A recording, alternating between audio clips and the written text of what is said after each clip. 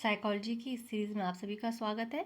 तो आज हम स्टार्ट करने जा रहे हैं जो हमारा चैप्टर 1 था 11th क्लास की साइकोलॉजी का, उसका पार्ट 3 है ये। ठीक है, मनोविज्ञान की शाखा है। यहाँ से आज हम देखेंगे branches of psychology. Branches of psychology क्या है, यहाँ से शुरू करेंगे।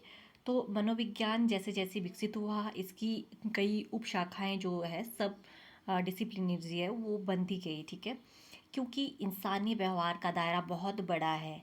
ठीक है, आज मनोवैज्ञानिक लैब से लेकर जो हॉस्पिटल्स है, ठीक है, हॉस्पिटल्स और खेल के मैदानों तक हर जगह काम कर रहे हैं। तो हमारा तो सबसे पहली जो इसकी शाखा रहेंगी, ब्रांच रहेंगी, वो है कॉग्निटिव साइकोलॉजी, संज्ञानात्मक मनोविज्ञान। यह शाखा हमारे दिमाग के भीतर होने वाली सोचने समझने की प्रक्रियाओं का अध्ययन करती है। ठीक है, और मुख्य फोकस जो हम जानकारी को कैसे ग्रहण करते हैं, ठीक है, ध्यान केंद्रित करते हैं, जो हमारा अटेंशन है, जो चीज़ों को याद रखते हैं, जो हमारी मेमोरी है, और भाषा कैसे सीखते हैं, और समस्याओं को कैसे सुलझाते हैं, ये सभी चीज़ों पे मुख्य फोकस रहता है हमारी कॉग्निटिव साइकोलॉजी, ठीक है, कॉग्निटिव साइकोलॉजी का। तो उसके लिए कोई यहाँ पे एग्जाम्पल दिया गया है। हम एग्ज़ाम केस में चीज़ों को जल्दी कैसे भूल जाते हैं और उन्हें बेहतर तरीके से कैसे याद रख सकते हैं, इसका अध्ययन हम इसी में करते हैं। ठीक है, तो दूसरा हमारी जो यहाँ पे शाखा रहेंगी, दूसरा ब्रांच है जैविक मनोविज्ञान, बायोलॉजिकल साइकोलॉजी। यह शाखा हमारे शरीर जो बायोलॉजी और हमारे व्यवहार बिहेवियर के संबंध को देखती है। ठीक है, मुख्य फोकस रहता है जो हमारा ब्रेन है, हमारी जो ठीक है, तंत्रिका तंत्र है, और जो न्यूरोमीटर्स रहते हैं, ठीक है, न्यूरोट्रांसमीटर्स रहते हैं, और हमारे जीन, ठीक है, जीन जो रहते हैं वो हमारे व्यवहार को कैसे प्रभावित करते हैं। ठीक है, तो ये सब कुछ हम किस में पढ़ते हैं, ये यहाँ पे बायोलॉजिकल साइकोलॉजी में पढ़ते हैं। इसी की एक आधुनिक शाखा है जिसको हम बोलते हैं संज्ञानात्मक तंत्रिका विज्ञान, कॉग्निटिव न्यूरोसाइंस। ठीक है, जो ब्रेन स्कैनिंग, एमआरआई और पेट स्कैन वगैरह है वो इसी से जन्मे है। ठीक है, तो इसके ज़रिए यह देखते हैं कि सोचने का निर्णय लेते समय दिमाग का कौन सा हिस्सा एक्टिव होता है, कौन सा हिस्सा काम करता है, ये सब कुछ एमआरआई में देखते हैं हम। ठीक है, तो यहाँ पे इसका जो हमारी तीसरी शाखा है वो विकासात्मक मनोविज्ञान है, डेवलपमेंटल साइकोलॉजी है। यह शाखा इस बात का अध्ययन करती है कि इंसान गर्भधारण से लेकर वृद्धावस्था तक जीवन भर कैसे, ठीक है, कैसे उसमें बदलाव आते हैं, किस तरह से वो उसके जो बिहेवियर है उसमें चेंज आता है, ये सब कुछ हम इस शाखा में देखेंगे डेवलपमेंटल साइकोलॉजी में। तो इसका मुख्य फोकस रहता है शारीरिक, मानसिक, सामाजिक और जो हमारी संवेगात्मक विकास रहता है। ठीक है, जो हमारे इमोशनल हमारी डेवलपमेंट रहता है, इस पर इसका मेनली फोकस रहता है। ठीक है, इस शाखा का। तो इसमें मुख्य रूप से बच्चों के व्यवहार, किशोरावस्था और जो संकटों और बुढ़ापों में आने वाले बदलाव का अध्ययन किया जाता है। किस तरह से हमारे जो बच्चों के व्यवहार है किस तरह से बदलता है, बच्चे किस तरह से चीज़ों को गेन करते हैं, फिर जो हमारा, ठीक है, युवावस्था में, जो किशोरावस्था में है वो व्यवहार बिल्कुल अलग हो जाता है, फिर बुढ़ापे में एक अलग व्यवहार हो जाता है। तो इसका जो ये बदलाव आते हैं उस क्यों आते, किस लिए आते, कैसे आते, ये सब कुछ अध्ययन हम कहाँ पे करते हैं, ठीक है, ये करते हैं डेवलपमेंटल साइकोलॉजी में। फिर हमारा चौथा रहता है सामाजिक मनोविज्ञान, जिसको सोशल साइकोलॉजी कहते हैं। ठीक है, तो इंसान एक सामाजिक प्राणी है। ठीक है, इंसान एक सामाजिक प्राणी है, और यह जो शाखा है, यह शाखा अध्ययन करती है कि दूसरे लोगों की उपस्थिति में जो हमारे जो विचार है, ठीक है, विचार और व्यवहार है वो, ठीक है, दूसरे लोगों की उपस्थिति में वो कैसे प्रभावित होते हैं, ठीक है, व्यवहार को कैसे प्रभावित करते हैं। तो इसका मुख्य फोकस रहता है लोग समूहों में कैसा व्यवहार करते हैं, ठीक है, अफवाहें कैसे फैलती है, जो रूढ़िवादिता होती है, स्टीरियोटाइप्स है, या फिर पूर्वाग्रह रहते हैं, ठीक है, तो वो कैसे बनते हैं, ये जो हमारे प्रिजुडिस होते हैं वो कैसे बनते हैं, और हम दूसरों की मदद क्यों और कब कैसे करते हैं, ये सब कुछ हम, ठीक है, इस शाखा में सामाजिक मनोविज्ञान में पढ़ेंगे कि कैसे एक दूसरे से मेल मिलाप होता है, कैसे एक ग्रुप में रहते हैं, ये सब कुछ हम सोशल साइकोलॉजी में पढ़ते हैं। ठीक है, कैसे हम एक सोसाइटी में रहते हैं, सोसाइटी में किस तरह से व्यवहार करते हैं, किस व्यवहार को एक्सेप्ट किया जाता है, ठीक है, किस अनुसार हम फिर उसको व्यवहार को ढालते हैं, ये सब कुछ हम यहाँ पढ़ते हैं सोशल साइकोलॉजी में। फिर नैदानिक एवं परामर्श मनोविज्ञान की शाखा रहती है, एक क्लिनिकल एंड काउंसलिंग साइकोलॉजी। इसमें क्या रहता है, ये दोनों शाखाएं लोगों की मानसिक समस्याओं को दूर करने का काम करती है, लेकिन दोनों में थोड़ा अंतर है। नैदानिक मनोविज्ञान, जिसे क्लिनिकल साइकोलॉजी कहा जाता है, यह गंभीर मानसिक बीमारियों जैसे किसी को डिप्रेशन होता है, ठीक है, सिजोफ्रेनिया होता है, या फिर गंभीर एंजाइटी होती है, ठीक है, इन कारणों को समझने, उनकी, ठीक है, जो निदान और थेरेपी द्वारा इलाज पर ध्यान देता है। कौन सा, क्लिनिकल साइकोलॉजी। जो हमारा काउंसलिंग साइकोलॉजी है, परामर्श मनोविज्ञान है, यह उन लोगों की मदद करता है जिन्हें गंभीर बीमारी तो नहीं है, बल्कि वे रोज़मर्रा की जो उनकी डेली लाइफ रहती है उसमें जो उनकी प्रॉब्लम्स है, ठीक है, तो जैसे कि करियर का तनाव रहता है कईयों को, ठीक है, पारिवारिक झगड़े रहते हैं, और या फिर पढ़ाई की चिंता रहती है, तो ये सब कुछ चीज़ें हमारी जो डेली लाइफ में रहती है उसको ओवरकम करने के लिए काउंसलिंग दी जाती है काउंसलर के द्वारा। फिर है शैक्षिक एवं विद्यालय मनोविज्ञान, एजुकेशनल एंड स्कूल साइकोलॉजी। यह शाखा शिक्षा के क्षेत्र में मनोविज्ञान के सिद्धांतों को लागू करती है। कैसे करती है हम देखेंगे। मुख्य फोकस बच्चे कैसे सीखते हैं, हमारा करिकुलम जो रहता है, पाठ्यक्रम को कैसे, ठीक है, आसान बनाया जाए, और शिक्षकों को पढ़ाने के लिए कौन से तरीके अपनाने चाहिए, कौन से आसान तरीके जिससे बच्चे सीखें, ठीक है। तो स्कूल साइकोलॉजी, स्कूलों में बच्चों की काउंसलिंग, जो स्कूल साइकोलॉजिस्ट होते हैं उस बच्चों में, स्कूल जो बच्चे होते हैं स्कूल में, उनकी काउंसलिंग करते हैं जिन्हें सीखने में दिक्कत होती है, ठीक है। तो ऐसे बच्चे जो वीक होते हैं, जिनको थोड़ी दिक्कत आ रही होती है, जिन्हें एक्चुअली ये डिसलेक्सिया होता है, ठीक है, तो डिसलेक्सिया मतलब जो थोड़ी सी दिमागी तौर पे उतने शार्प नहीं होते हैं, तो उनके जो वो बच्चे होते हैं, तो उन जो वो समस्याएं होती है उनको ओवरकम करने के लिए साइकोलॉजिस्ट होते हैं और उनकी मदद करते हैं वो, ठीक है। तो ये स्कूलों में होते हैं। तो 1 सेकेंड। तो जो हमारा नेक्स्ट रहता है, नेक्स्ट शाखा है हमारी औद्योगिक और संगठनात्मक मनोविज्ञान, इंडस्ट्रियल एंड ऑर्गेनाइजेशनल साइकोलॉजी। यह शाखा बड़ी बड़ी कंपनियों, ऑफिसों और फैक्ट्रियों में मानव व्यवहार का अध्ययन करती है। मुख्य फोकस इसका जो रहता है वो कर्मचारियों को काम के लिए कैसे प्रेरित करना है, ठीक है, या फिर उनका चयन कैसे होता है, या कार्यस्थल का माहौल कैसे सुधारा जाए, और कर्मचारियों की जो कार्यक्षमता होती है उसको कैसे बढ़ाया जाए। जैसे हमारा एचआर डिपार्टमेंट होता है, तो ठीक है, तो ऑर्गेनाइजेशन साइकोलॉजी एचआर डिपार्टमेंट वाले, ठीक है, वो जो होते हैं वो ऑर्गेनाइजेशन साइकोलॉजिस्ट भी होते हैं, ठीक है, ऑर्गेनाइजेशनल साइकोलॉजिस्ट भी होते हैं। तो इसके बाद हमारा है अन्य उभरती शाखाएं भी है कुछ अभी जो हमारे साइकोलॉजी में है। ये है इमर्जिंग ब्रांचेज जो है, पर्यावरणीय मनोविज्ञान, एनवायरमेंटल साइकोलॉजी। यह देखती है कि हमारा जो भौतिक वातावरण है, जैसे तापमान, प्रदूषण, भीड़ और प्राकृतिक आपदाएं, हमारे व्यवहार और मानसिक स्वास्थ्य को कैसे प्रभावित करती है, ठीक है। कई बार हम डर जाते हैं इन चीज़ों से, और कई बार कई चीज़ें बड़ी, ठीक है, दिल में बैठ जाती है, तो इनको ओवरकम कैसे करनी, ये सारी चीज़ें हम, ठीक है, इसमें देखेंगे। तो ये, और एक रहता है स्वास्थ्य मनोविज्ञान, हेल्थ साइकोलॉजी। यह इस बात पर रिसर्च करती है कि तनाव, खान पान और जीवन शैली का हमारी शारीरिक बीमारियों जैसे कैंसर या हार्ट अटैक से क्या संबंध है, ठीक है। हेल्थ साइकोलॉजी ये रहती है, आज बहुत ज़रूरी है ये, ठीक है। जैसे कैंसर, हार्ट अटैक वगैरह आते क्यों आते हैं, इसके पीछे क्या है, हमारी जो हमारा लाइफ स्टाइल है वो कैसा था, वो हमारी हेल्थ इससे बिगड़ती है। तो ये भी एक मनोविज्ञान है। फिर हम देखते हैं इसमें खेल मनोविज्ञान में भी हम देखते हैं कि यह खिलाड़ियों की मानसिक प्रदर्शन को बढ़ाने, उनके खेल के दबाव और तनाव को कम करने और उनके भीतर टीम भावना विकसित करने में मदद करती है, ठीक है। तो देखिए, जैसे ऑब्वियस सी बात है, कोई खेल रहा है, जैसे अभी देखिए क्रिकेट का भी कोई मैच होता है तो प्लेयर्स पे कितना ज़्यादा प्रेशर होता होगा, ठीक है, स्पेशली इंडिया और पाकिस्तान का। तो पाकिस्तान वैसे भी हमेशा हार ही जाती है इंडिया से, तो उन पे कितना प्रेशर होता होगा खुद को, एक अच्छे से प्रेजेंट करने में, और कितना प्रेशर रहता होगा, तो उसको कैसे ओवरकम करना है, ये यहाँ पे स्पोर्ट्स साइकोलॉजी में सिखाया जाता है। तो कुछ अब मैं थोड़ा सा, ये एक यहाँ पे ट्रिक है, इन सारी जो भी हमारी हमने शाखाएँ पढ़ी हैं इसको, ठीक है, किस तरह से एक, इसके लिए शॉर्ट फार्मूला रहेगा। जैसे दिमाग की प्रक्रियाएं, ठीक है, जो दिमाग से रिलेटेड प्रक्रियाएं कहाँ में होती है, कॉग्निटिव में होती है, कॉग्निटिव साइकोलॉजी में, शरीर को प्लस संज्ञानात्मक साइकोलॉजी में। तो शरीर और न्यूरॉन्स वो होते हैं बायोलॉजिकल, तो हम बायो से मतलब शरीर, बॉडी, और न्यूरॉन जैविक। और बचपन से बुढ़ापा, बचपन से बुढ़ापे तक क्या होता है, डेवलपमेंट होता है, ये है विकासात्मक, ठीक है, डेवलपमेंटल। और समाज और ग्रुप, सामाजिक, सोशल, ऑब्वियस सी बात है। और हमारा मानसिक इलाज जो है, मानसिक इलाज कहाँ पे होता है, निदान जो है, नैदानिक परामर्श, नैदानिक क्लिनिकल और काउंसलिंग, ठीक है। तो CUNSSELLING, ठीक है, काउंसलिंग। तो यहाँ है ऑफिस और कर्मचारी, ऑफिस और कर्मचारी क्या, इंडस्ट्री से जुड़ा होता है जो, ठीक है, इंडस्ट्री ऑर्गेनाइजेशन, ऑर्गेनाइजेशन बोलते हैं वैसे, ठीक है।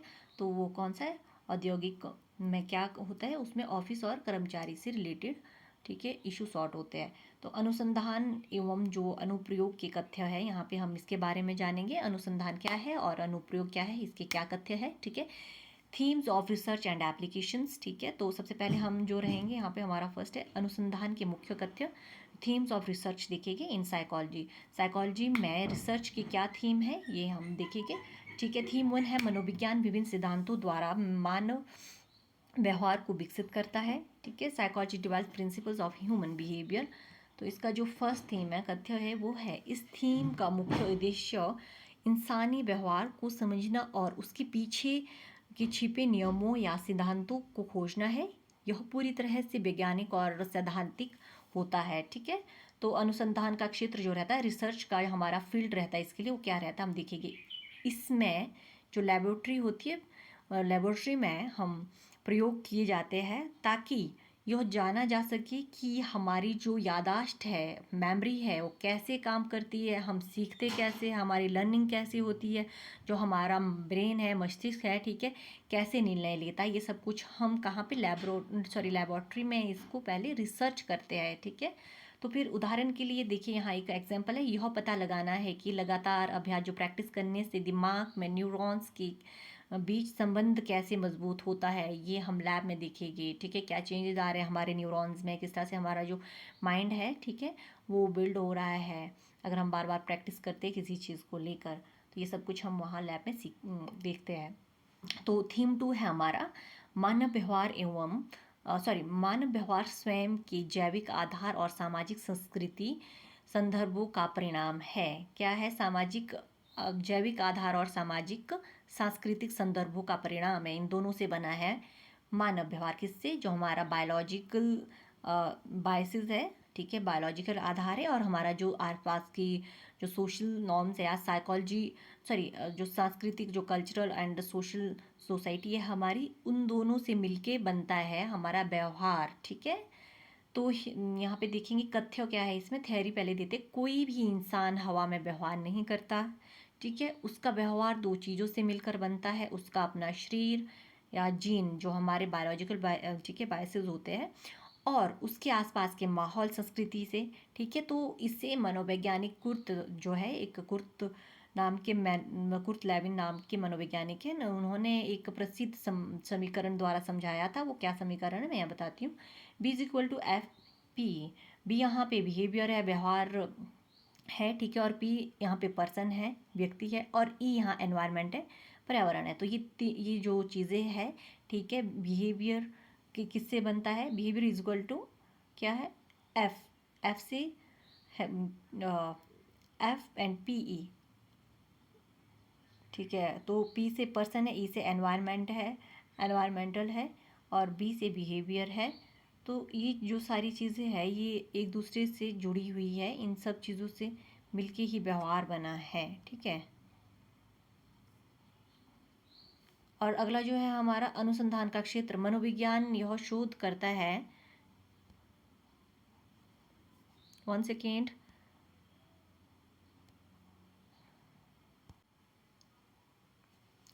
ठीक है। यहाँ पे जो रिसर्च की फील्ड रहेंगी, इसमें क्या रहेंगी, ये है मनोवैज्ञानिक यह शोध करते हैं कि जो हमारी जेनेटिक्स है, अनुवांशिकी है, और जो हमारा समाज है, वो मिलकर हमारे व्यक्तित्व को कैसे गढ़ते हैं, ठीक है। इसमें ये शोध किया जाता है, रिसर्च किया जाता है। तो हमारी जो थीम नंबर 3 है, ठीक है, रिसर्च के, ठीक है, थीम नंबर 3 में हम क्या पढ़ेंगे, मानव व्यवहार जन्मजात और अर्जित दोनों प्रवृत्तियों से प्रभावित होता है, ह्यूमन बिहेवियर, ठीक है। जो इसका कारण क्या रहता है, ये जो हमारा जन्मजात से और ये जो हमारी आसपास की चीज़ों से हम अर्जित है, इन दोनों प्रवृत्तियों से प्रभावित होता है हमारा मानव व्यवहार।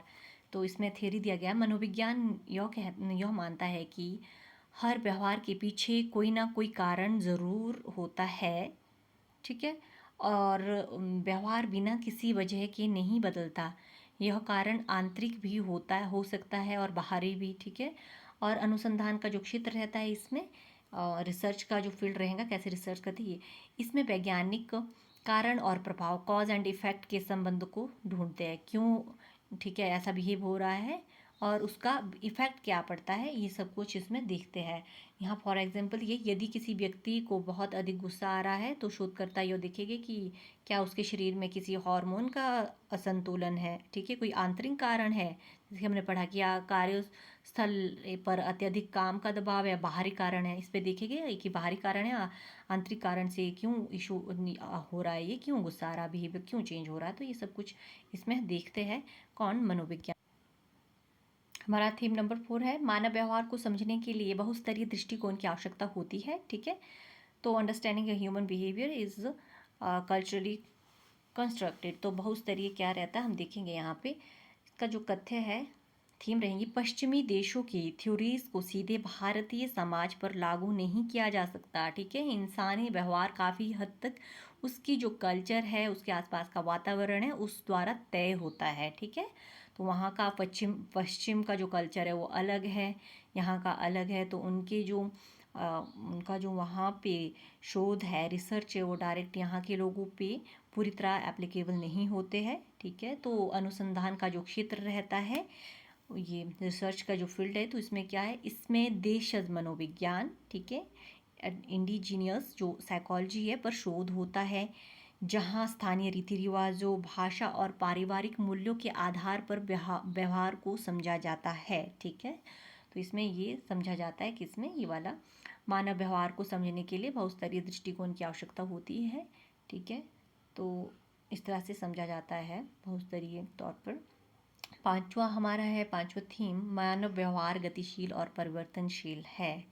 किस तरह से गतिशील और परिवर्तनशील, इस कथ्य में, ठीक है, इंसान का व्यवहार कोई पत्थर की लकीर तो नहीं है जो बदला नहीं जा सके, ठीक है। उचित तकनीकों, परामर्शों और अभ्यास के द्वारा किसी भी, ठीक है, अनवांटेड व्यवहार जो होता है उसको बदला जाता है, सुधारा जाता है, ठीक है। जो जैसे कि अनुसंधान का क्षेत्र क्या रहता है इसमें व्यवहार जो संशोधन रहता है, बिहेवियर मॉडिफिकेशन, और विभिन्न प्रकार की थेरेपी दी जाती है। कैसे सीबीटी होता है, कॉग्निटिव बिहेवियर थेरेपी होती है, ठीक है, इस पर रिसर्च की जाती है और उस अनुसार अगर किसी का ऐसा इशू है, किस तरह से उसका बिहेवियर चेंज करना है, तो उसको ये सीबीटी, कॉग्निटिव बिहेवियर थेरेपी दी जाती है। तो अभी हमने अनुसंधान के कथ्य देखे, अनुसंधान मतलब रिसर्च, हमने अभी तक देखी रिसर्च के थीम जो रिसर्च रहती है। अभी अनुप्रयोग, जो हमारी एप्लीकेशंस है, उन रिसर्च को कैसे अप्लाई करना है, थीम ऑफ एप्लीकेशन पड़ेगी यहाँ पे, ठीक है, अप्लाई कैसे करना है, अनुप्रयोग के कथ्य। जब ऊपर दिए गए शोध हो, ठीक है, जब ऊपर दिए गए शोध और रिसर्च से हमने ज्ञान, ठीक है, जो हमें ज्ञान मिलता है, तो उसका जो, ठीक है, उस ज्ञान को मनोवैज्ञानिक उसका उपयोग समाज के भले के लिए करते हैं, ठीक है। इसे एप्लीकेशन कहा जाता है, अनुप्रयोग क्या कहा जाता है।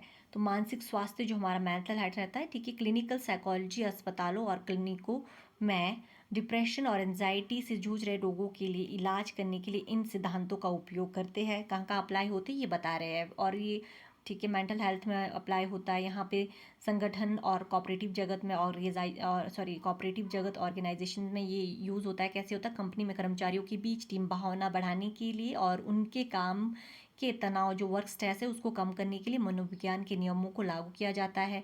और तीसरा कहाँ पे कहा जाता है, शिक्षा क्षेत्र में, एजुकेशन में। ऑब्वियसली बात, हमने पहले भी पढ़ा है, स्कूलों में जो बच्चों की सीखने की क्षमता होती है, लर्निंग स्किल्स होती है, ठीक है, उनको सुधारने और परीक्षा के डर से, एग्जाम जो फोबिया होता है किसी को, उसको दूर करने के लिए, ठीक है, यहाँ पे मनोविज्ञान को अप्लाई किया जाता है, साइकोलॉजी की टर्म्स को जो, ठीक है, रिसर्च को यहाँ पे अप्लाई किया जाता है। तो सामाजिक समस्या रहती है, सोशल इश्यूज़ है, जैसे समाज में फैले पूर्वाग्रह, जैसे, ठीक है, प्रिजुडिस होते हैं कुछ, और भेदभाव और हिंसा को कम करने के लिए मनोवैज्ञानिक रणनीतियाँ अपनाई जाती है, ठीक है। तो यहाँ पे देखिए, यहाँ पे दिखा गया है एक टेक वे है, सरल शब्दों में कहे तो जो अनुसंधान है, रिसर्च है। रिसर्च का मतलब है नियम और कारणों की खोज करना, ठीक है। नियम और क्या कारण है, बिहेवियर के जो नियम और कारण है उसका उसका जो उसकी खोज करना, ठीक है। और जो अनुप्रयोग है अप्लाइड एप्लीकेशन, तो इसका मतलब है उन नियमों और उपयोग जो उन नियमों का जो उपयोग है, उपयोग करके इंसान की ज़िंदगी को बेहतर और सुखी बनाना है, जो नियम है, ठीक है। और उनकी जो खोज हुई है, ठीक है, तो उसको इंसान की जो ज़िंदगी किस तरह से बेहतर बनाना है उस पर अप्लाई करना होता है। तो यहाँ पे मनोविज्ञान की कुछ अन्य विद्या शाखाएं हैं। मिनट हम चेक करते हैं कि इस वीडियो में हो सकता है ये कवर की नहीं।